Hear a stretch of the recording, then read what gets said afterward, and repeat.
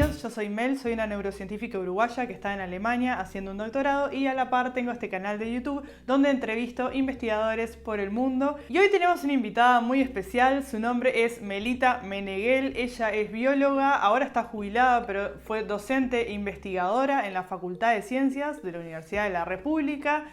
Ella trabaja en un montón de cosas que tienen que ver con ofidios, reptiles, anatomía comparada. Vamos a nombrar un montón de cosas súper interesantes. Ella es parte del Serpentario, que está en Montevideo, donde hay serpientes, valga la redundancia, y hacen un montón de investigaciones y trabajos ahí que tienen que ver tanto con estudiar la biología de estos ofidios, como también de cuestiones que tienen que ver con sus venenos. Bienvenida, Melita, es un gusto estar hablando acá contigo. Muchas gracias por dar tu tiempo para esto. Y contanos un poco sobre tu historia primero.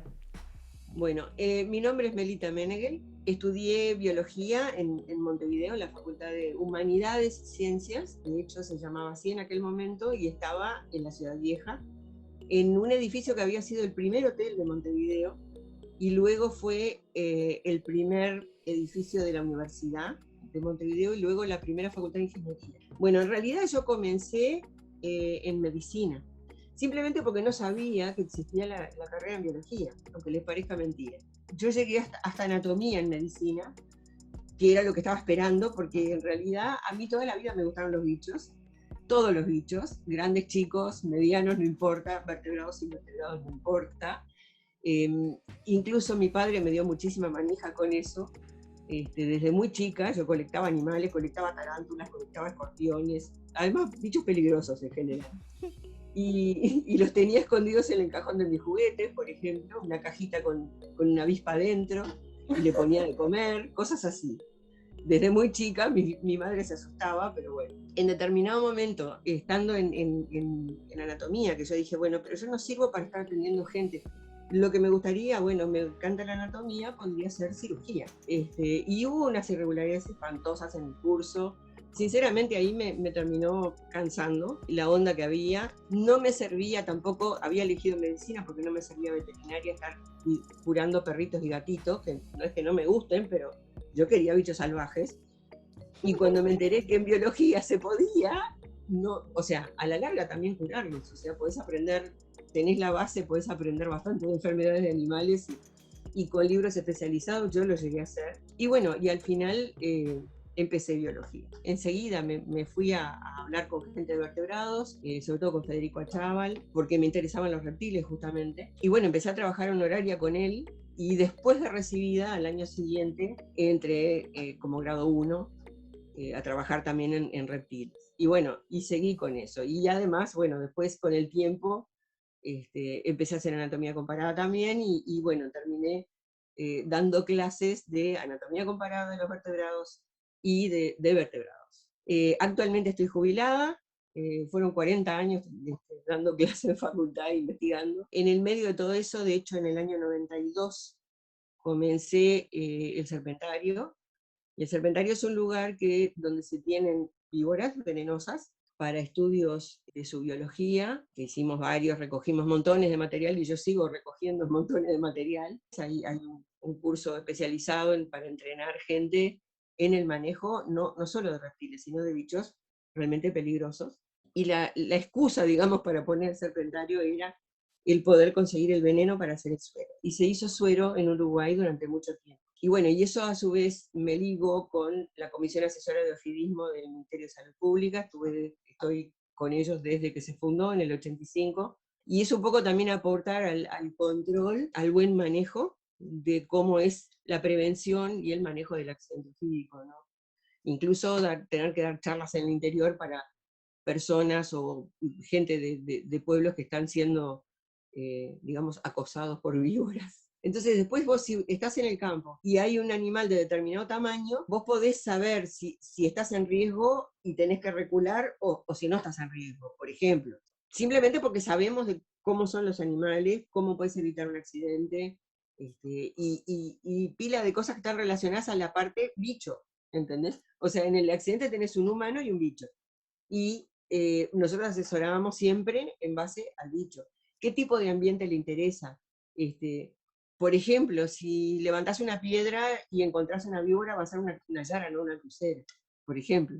¿Entendés? O sea, los hábitos que tiene cada una de las especies, eh, y a su vez, por ejemplo, si el animal se alimentó, tiene menos cantidad de veneno para darte una mordida, y todo ese tipo de cosas, o sea, todo lo que tiene que ver en relación al animal, su biología, sus costumbres, su comportamiento y su fisiología, cómo eso puede actuar sobre la persona. ¿Ah? Y entonces, cómo la persona, sabiendo esos detalles, puede evitar el accidente.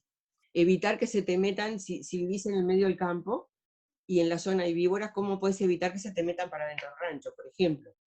¿Ah? ¿Cómo puedes evitar que si vos tenés un toco de leña apilada ahí al lado de la casa, se te puede refugiar una? Entonces salís de noche y la encontrás en pleno paseo buscando ratones y la pisás y marchaste. ¿Entendés? O sea, ese tipo de cosas que tienen pila que ver con cómo viven esos animales. ¿Cómo, o sea, si alguien viste que está mirando esto y que dice, ¿qué son esos nombretes o qué es lo que se hace? ¿Cómo se lo definirías en pocas palabras o como para darle una visión así media? Bueno, la herpetología es el estudio de anfibios y reptiles. Eso viene del término herpetos, que tiene base griega y que tiene que ver con bicho que repta, que suele andar en el suelo con su barriga muy pegada al suelo, patitas relativamente cortas, lo cual no es cierto para todos los reptiles, por ejemplo, ni para todos los anfibios, pero bueno, el término viene de ahí. Y por mucho tiempo se los consideró, hasta principios de 1800, como un mismo grupo. Después se separó, ¿ah?, en anfibios y reptiles, pero por muchísimo tiempo era como anfibios por un lado y anfibios con escamas, por ejemplo, ¿no? Entonces los que tenían escamas obviamente eran los reptiles y no los anfibios. Y más recientemente se separó eso en dos clases separadas realmente. Entonces el herpetólogo puede estudiar ambos grupos o puede dedicarse a uno. Yo en particular, si bien no ignoro qué pasa con anfibios, y hasta trabajé un poco con anfibios también, pero me dedico más a reptiles. Y hay herpetólogos que se dedican más a anfibios. Respecto a la anatomía comparada, una cosa es lo que uno da en clase, que ahí obviamente el espectro de esa anatomía comparada va desde la génesis de cada órgano, la evolución de ese órgano a lo largo de toda la historia de los vertebrados, o sea, comenzando por un procordado hasta terminar en mamíferos, y la adaptación de esa anatomía. O sea, hay órganos que se pueden adaptar a un estilo de vida en particular, desde el esqueleto y la musculatura, por supuesto, no es lo mismo un animal que cava que un animal que corre, pero también en cuanto a fisiología, o sea, los riñones no funcionan igual en animales de desierto que en animales de zonas húmedas, obviamente, y tiene una estructura diferente, porque hay que ser avaro con el agua en el caso del desierto. Por ejemplo, lo mismo, por ejemplo, órganos de sentidos. De hecho, los reptiles, muchos reptiles, sobre todo las víboras venenosas, tienen bastantes más órganos sensoriales que lo que tenemos nosotros. Y hay todo un mundo de cosas que ellos pueden captar que nosotros ni sabemos que existen. Y no nos podemos en muchos casos hacer una idea de qué se sentiría sentir el mundo externo con esos órganos, ¿no? Son súper diferentes a lo que un mamífero, algunos mamíferos tienen algunos de ellos, pero igual lo que un humano podría tratar de captar del mundo exterior. Entonces, eso es todo ese panorama, es lo que se da en clase, o sea, anatomía comparada desde el punto de vista evolutivo, funcional y adaptativo. En el caso de aplicarlo, o sea, lo que yo aplico, es más que nada tratar de ver anatomía funcional en reptiles y eventualmente en algún otro animal. O sea, a veces han caído observaciones de alguien más que de repente piensa, bueno, esto puede ser interesante, me pide consejo y bueno, ahí miramos, y de repente ni siquiera son reptiles. Bueno, a veces son reptiles emplumados, las aves se consideran reptiles también. Ya que nombraste lo de los sentidos, que ellos tienen sentidos que nosotros no tenemos, por ejemplo, ¿podés dar un par de ejemplos así interesantes? Acá tenemos 4 especies de ofidios ponzoñosos. De hecho, la coral está en una familia, el lápide, que viene a ser pariente, digamos, de las cobras, de las mambas, ese tipo de animales. Tiene un aspecto más de culebra, no tiene cara de víbora porque no tiene cabeza triangular, tiene escamas grandes en la cabeza, y es un animal que vive bastante subterráneamente, ¿ah? Nuestra coral en particular no es un bicho extremadamente peligroso porque no es agresiva. Hay corales muy agresivas acá en Sudamérica, ¿no? Pero nuestra coral es un bicho bastante tranquilo y en el fondo mejor porque ningún suero de anticoral ha logrado cubrir a nuestra coral, ¿no?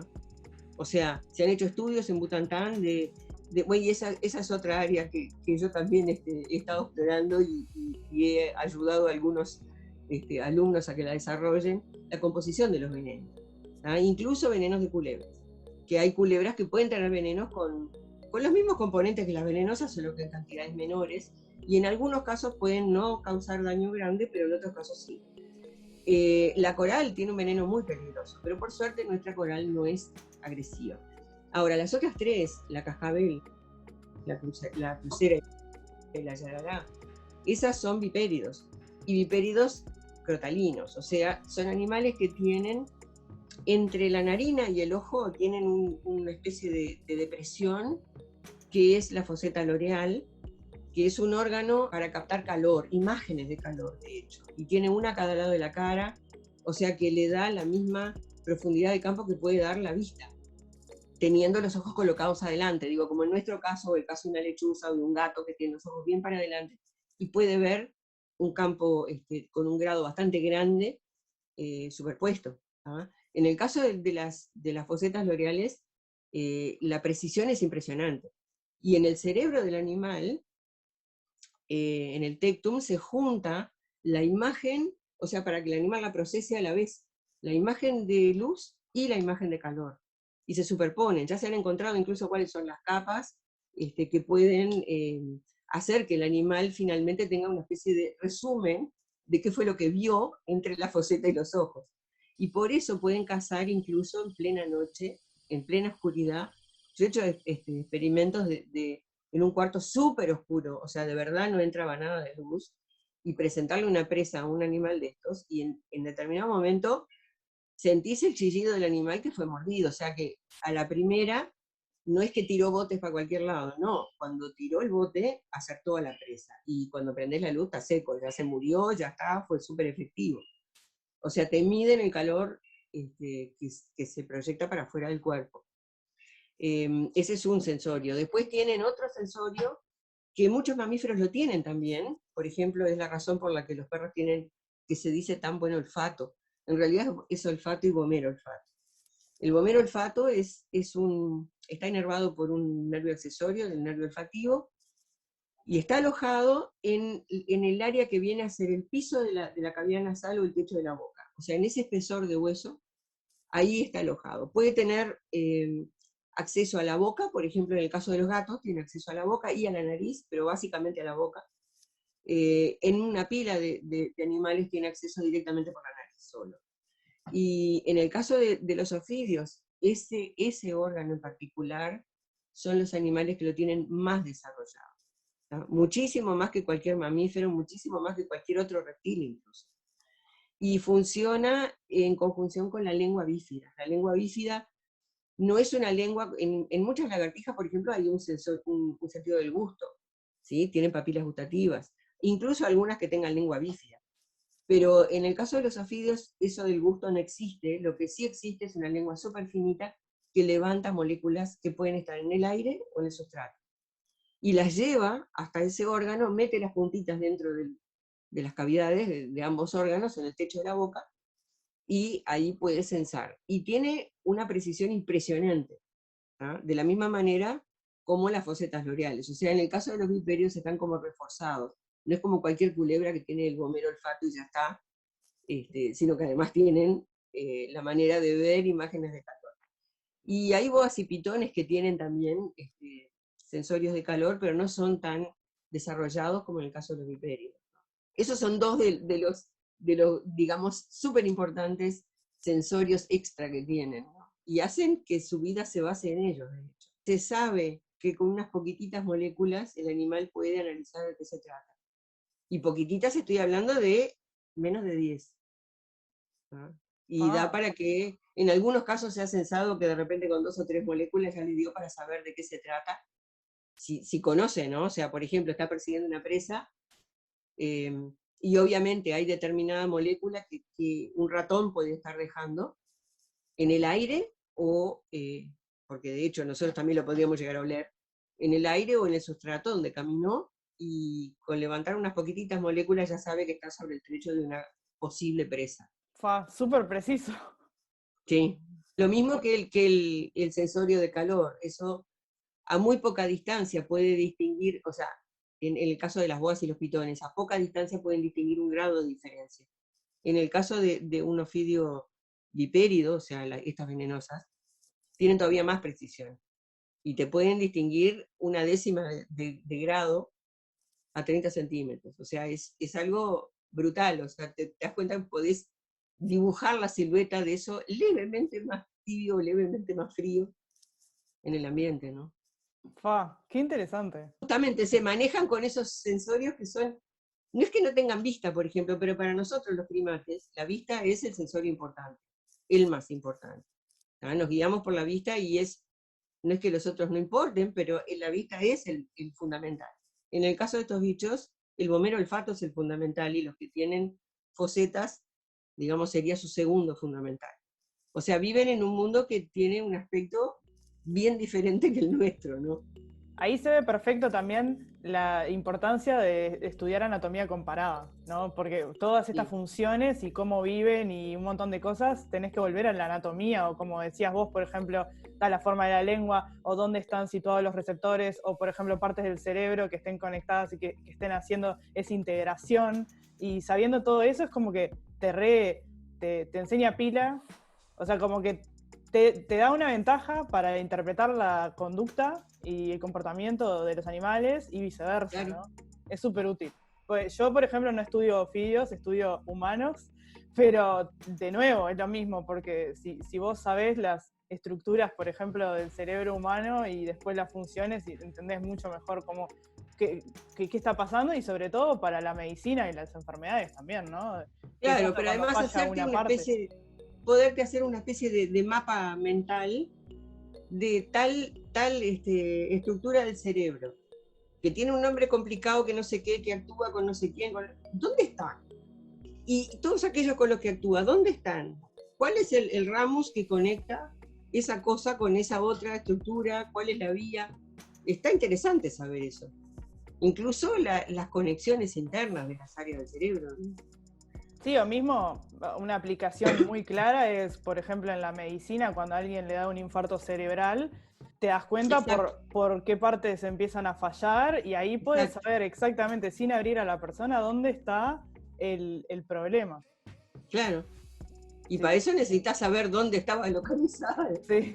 la estructura culpable del problema que la persona está teniendo. Bueno, y este tipo de cosas que vos estudiás, entonces, se están desarrollando en Facultad de Ciencias o en el Serpentario, o sea, como en dónde se están haciendo estas cosas, o en dónde vos estás haciendo estas cosas. En el Serpentario todo lo que tenía que ver con estar con el animal, porque están ahí, eh, todo lo que fuese, por ejemplo, bueno, anatomía también lo podía hacer ahí, cosas que fueran de anatomía las podía hacer en la facultad. Eh, si necesitaba mucha precisión de un microscopio, por ejemplo, una lupa binocular, bueno, obviamente en la facultad. Consultar colección y hacer disecciones en colección, eso era en la facultad. O sea, se dividía mucho el trabajo ahí. En el caso de los estudiantes que estudiaron otras cosas, por ejemplo, podían ser estudios de campo, que muchos lo hicieron, pero también, por ejemplo, los que estaban viendo cómo se trabaja o para lograr saber cómo está compuesto, ¿no? un veneno. Los venenos de víboras venenosas, en realidad, se sabe bastante de ellos, no de todas, pero se tiene una idea bastante interesante ya de la composición de muchos de ellos.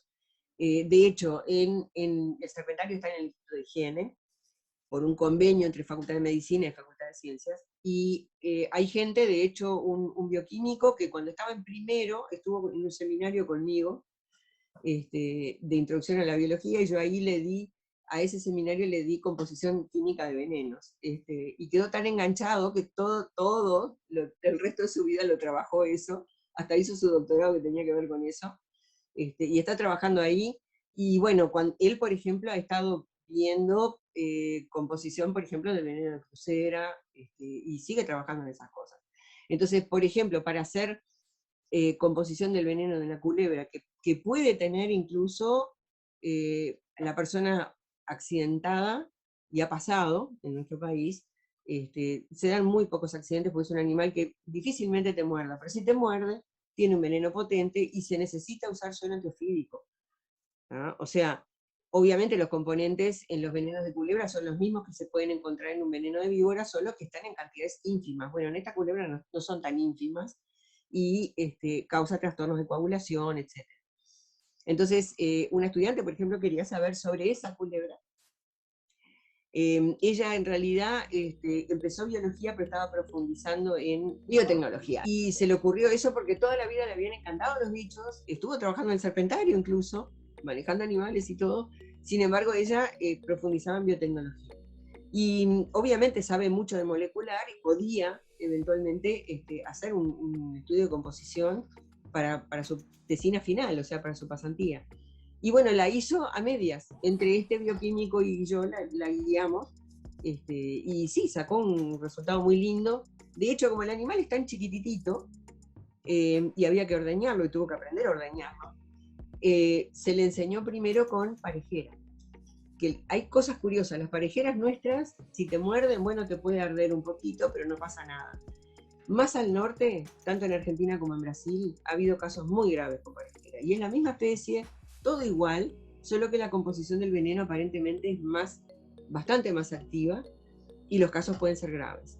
Entonces, bueno, se empezó a empapar con un montón de bibliografía, esta chiquilina, y como las parejeras son mucho más grandes que esta otra culebrita, aprendió a ordeñar parejera, y ya que tenía veneno de parejera, también hizo la composición del veneno de parejera nuestra.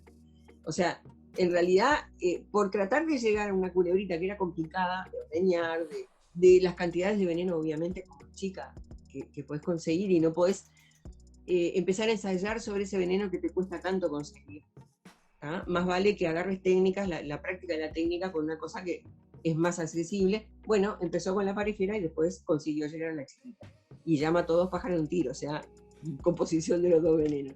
Por lo menos no en sustancia, pero sí grupos de moléculas, ¿no? Por ejemplo, fosfolipasas por un lado, otro tipo de enzimas por otro lado, o sea, y comparar con el veneno de venenosa. Bueno, y de todo esto que hiciste, ¿nos puedes contar algún resultado, algún trabajo, alguna cosa que te haya gustado más que las demás? ¿O cuál es tu preferida después de toda esta trayectoria? ¿O cuál disfrutaste más? ¿Hay alguna que se destaque? Capaz que no. En realidad no hay algo que se destaque, porque todo llevó entusiasmo, todo absolutamente. De hecho, cuando uno descubría una cosa y decía, mirá qué bueno esto, no sé qué, y comentaba con colegas y con gente que estaba con uno, hasta que terminás con el trabajo, es una cosa que te está absorbiendo, te está llevando, te está como escarbando adentro, ¿no? Te va carcomiendo. Y cuando terminaste, para ese entonces, seguramente hay un otro tema que también te entusiasmó, pero fue quedando por el camino, porque no podés con todo a la vez, y también te va a entusiasmar. Y si se te va el entusiasmo por poquitito, enseguida encontrás otra cosa más. O sea, prácticamente casi todo fue hecho con entusiasmo. Que además es una cosa que yo siempre le decía a mis alumnos, porque descubrí que muchos, incluso tan jovencitos como recién comenzados en la carrera, perdían esa cosa de encontrar el entusiasmo. Y algunos terminan fracasando porque se sienten como vacíos, como que no hay cosas que le pinchen el entusiasmo que les dé cuerda. Y siempre les digo, muchachos, no pierdan la capacidad de maravillarse. ¿Ah? Y de hecho, pila de veces pasa, por ejemplo, yo recuerdo desde chica que veía un bichito y me quedaba horas mirándolo, y estaba maravillada mirando cómo se movía, qué aspecto tenía. Bueno, llega un tiempo en que uno mira, pasan los años, y de repente mirás el bichito y no te asombrás. No, yo hasta el día de hoy me quedo mirando un animal y le encuentro gracia a mirarlo. ¿Ah? O sea, aunque sea simplemente ver cómo se mueve, sobre todo si son animales que no veo todos los días.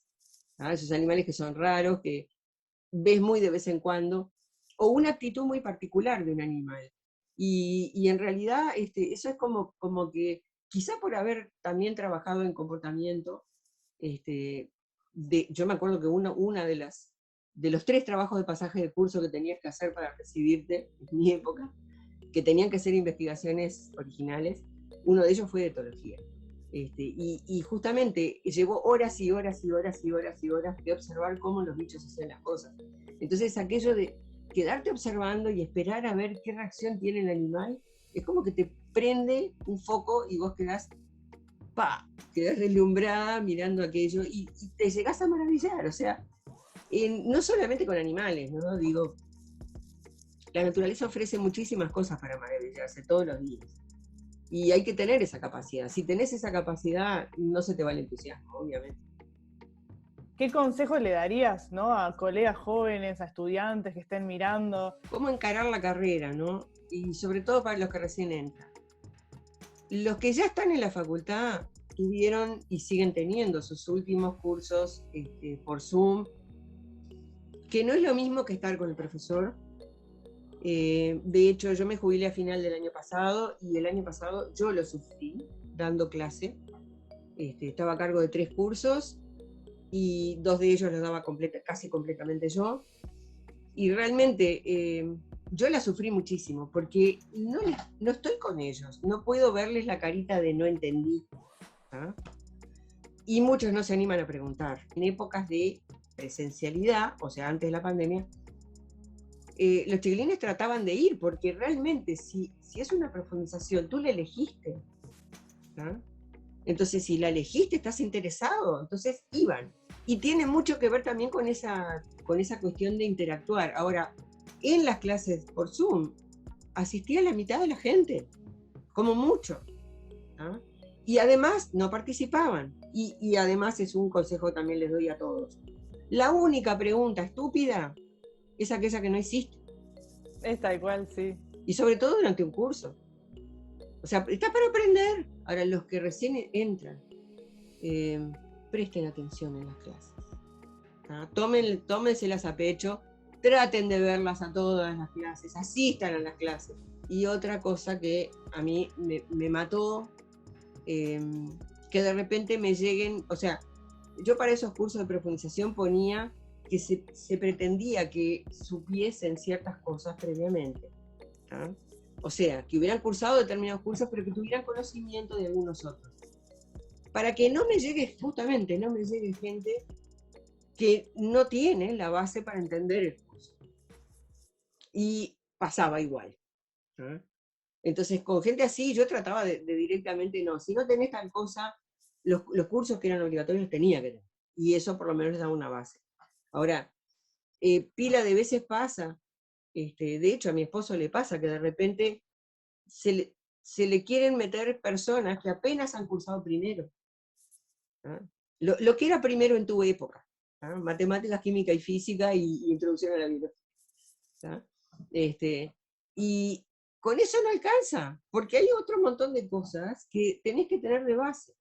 Si no tenés la base, no le sacás el jugo realmente a un curso que es más avanzado. Y por algo está más avanzado, justamente para que tengas una base y comprendas completamente todo lo que se diga en el curso. Si no, en el fondo, es una pérdida de tiempo para ti, es una pérdida de tiempo para tus compañeros de clase que sí de repente están avanzados y vos salís con preguntas que, vuelvo a insistir, no son bobas porque tú no las entendiste y entonces tiene sentido que las preguntes. Pero yo pila a veces me pasaba que les decía, bueno, a ver, yo no voy a distraer tiempo del nivel que se supone que el curso tiene que tener en contestar cosas que están muy por debajo, porque entonces retraso a todos los muchachos que están queriendo aprender más nivel. Claro, aparte es, o sea, una cosa es que alguien tenga una duda, pero otra cosa es, por ejemplo, que pasa en varios estudiantes que dicen, no tengo ganas de anotarme a tal y cual curso y quiero saltearme cosas e ir a la fácil a aprender de tal cosita que me gusta y no sabe todo lo que hay atrás. Entonces, claro, ahí el curso no está armado para vos, ¿no? O sea, Claro, y además claro. tenés que también aprender, claro, que por algo hay un orden, como vos dijiste, por algo esta materia está avanzada. Si no, no habría una carrera de 4 años. Directamente, todos nosotros la mayoría de nosotros leemos de estas cosas de bichitos y cosas desde que somos niños.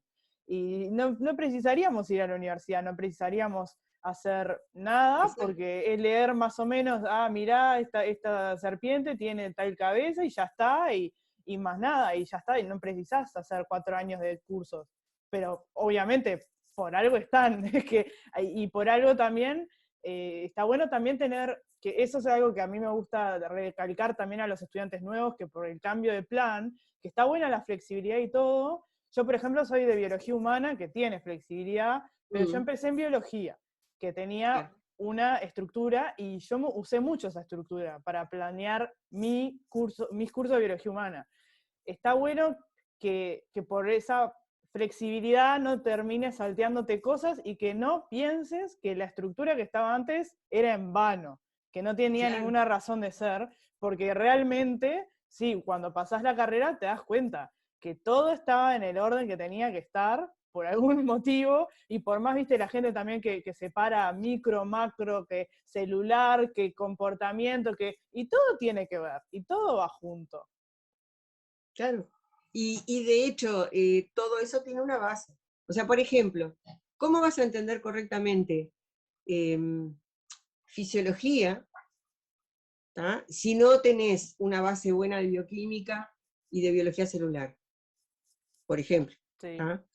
O sea, hay una pila de cosas. Después, ¿cómo podés entender realmente la zoología si no chapás nada de fisiología, por ejemplo? No sabés nada de fisiología. No, hay cosas de los animales que no las vas a entender. Entonces, hay una pila de escalones previos para llegar a comprender realmente algo. Lo que le suele pasar a gente que se quiere saltear eso y quiere hacer directamente cursos más avanzados, en general, lamentablemente, es que pierden los exámenes, no consiguen preparar un examen bien preparado porque le falta base, le falta conocimiento previo para comprender realmente de qué se está hablando.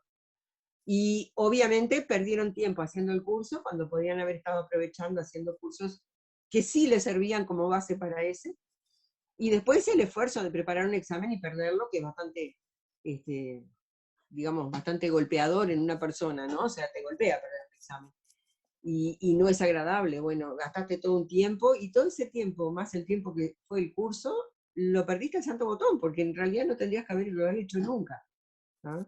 O Y sea, además las es cosas, peligroso, porque es lo claro, que decías, a vos, si vos te golpeás, también te podés perder el entusiasmo y el interés por exacto. esa disciplina, no aprovecharla. A mí me ha pasado que, por ejemplo, de ver estudiantes así, que se han tratado de saltear pila de cosas y cursar neurociencias de profundización, por ejemplo, o sea, materias, como vos decías, de profundización en un momento que no tendrán que haberlo hecho. Y sí, y la terminan sufriendo, dicen, qué horrible esta materia, qué horribles estos temas, los odio, no quiero verlos más. Y es un bajón, porque en realidad están buenísimos y tienen sentido lo que están dando los docentes. O sea, no es que nos están sentando ahí dando cualquier cosa por el hecho de Claro. dar, pero es que vos, la mitad de las cosas capaz que sí, todavía no sabes cómo encajarlas porque no tuviste todo ese conocimiento previo, y es una lástima, porque capaz que vos te estás como autosaboteando, ¿viste? Y vos capaz que pensás, esto no Exacto. es lo mío, soy malo en esto, me va horrible, me tengo que ir, y no me gusta, y en realidad nada, era que necesitabas un poco más de tiempo y maduración, formación en esos temas, y después, bueno, ir a eso. Es que justamente hay gente que de repente llega a pensar, no, esto no es para mí, esto no me da para entenderlo, no, yo no lo puedo entender, está más allá de mi comprensión, y no, es que le falta base. Yo estoy segura que me hubiesen mandado algunas macanas de haber sacado materias que pensaba que no necesitaba. Porque algunas, o sea, a todo el mundo le pasa de entrar y decir, viste, con alguna materia, qué embole, o yo no creo que precise tal o cual cosa, viste. Y si no fuera porque realmente estaba en ese orden, yo después me di cuenta. Pero hay veces que te das cuenta tarde, entonces está bueno Claro. tener la trayectoria sugerida así. A mí me parece que está bien armado. Obviamente la flexibilidad está buena, porque tenés gente que, bueno, como hice yo, ¿no? Que gracias a la flexibilidad de biología humana, por ejemplo, cursé anatomía en medicina, hice cosas que me recomplementaron a lo que hice. Pero yo me lo tomé como que la estructura así, todo sacarla de la carrera de biología, y después como cambiar algunas cosas ornamentar o para complementar o para darle un perfil para un lado, ¿viste? O para el otro, pero no, por ejemplo, eso de saltearte varios bloques básicos y salir a una cosa que nada que ver. Vas a tener momentos de decepción, eso es obvio. Van a pasar cosas que no te gusten. Vas a fracasar en determinadas cosas. No sé, tu jefe va a ser un tirano. Yo qué sé, puede pasar tantas cosas. Sin embargo, si vos mantenés el entusiasmo, tu actitud es diferente. Y entonces ahí sacás lo mejor de ti mismo, ¿no? Sí, muy buenos consejos. Y esas eran todas las preguntas en realidad que tenía para hacerte hoy. Muchísimas gracias, Melita, por estar acá con nosotros. Lo aprecio mucho. Muchas gracias por tu tiempo. Gracias a ti. Bueno, y allá a la distancia, que se te extraña, por lo menos se te puede tener por Zoom. Cuídate, Mel, y mucho éxito con lo que hagas. ¿Ah? Muchas gracias. Gracias a ti. Y bueno, los invito a seguir chusmeando el canal, de seguro hay pila de videos que todavía no vieron. Y bueno, nos vemos en la próxima. Chau, chau.